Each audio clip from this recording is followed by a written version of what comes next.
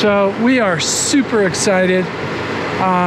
We're going to be heading out in just a few days for Gunnison to the brand new Thousand Trails Blue Mesa Campground. And you fired up? I'm so excited. I can't wait to get back on the road. I know. I mean, it was just too cool. Just starting it up, driving it out of here, cleaning it, filling it up. I mean, we drove a total of 9 miles round trip. Yeah.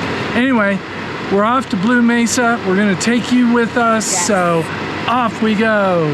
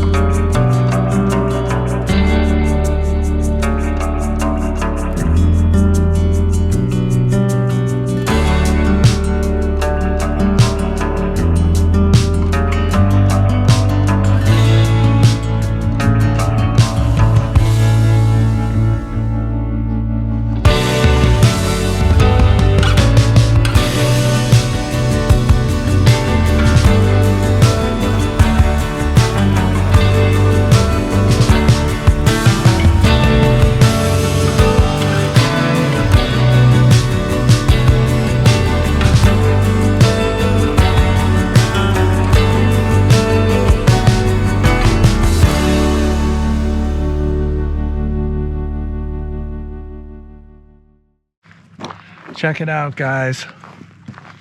We made it. We made it. And you're not going to believe this story, but we're here in this incredible place. And tomorrow we're going to pick it up and move. We're going to go to another park that's closer in town. Probably not as wild but it's along the Gunnison River. It'll Why? be nice. Because no internet, no cell service, and we have hotspots, AT&T, Verizon, and T-Mobile, and there's nothing. And we have to be in touch. Yeah. We, especially considering we have my mom back in Denver, and for one reason, not to mention staying in touch with you guys. So sometimes you got to pivot. Yes, that's going to be our new word this year. Pivot. So our first mission out of Denver, through the mountains, across the Continental Divide, Monarch Pass. It's a beautiful drive. The brakes failed in the Jeep, the Blue Ox system, and at the worst possible time while we were going down the pass. But fortunately, we got warned right away, and so we had to get over to the side of the road, stop. I don't know if any of you all have had this problem with the Blue Ox system that sits in the tow car. It activates the brake pedal, but I guess it got out of kilter and it stopped working. So we will try to shore it up. But anyway, it's just gorgeous here. This is what RVing is all about.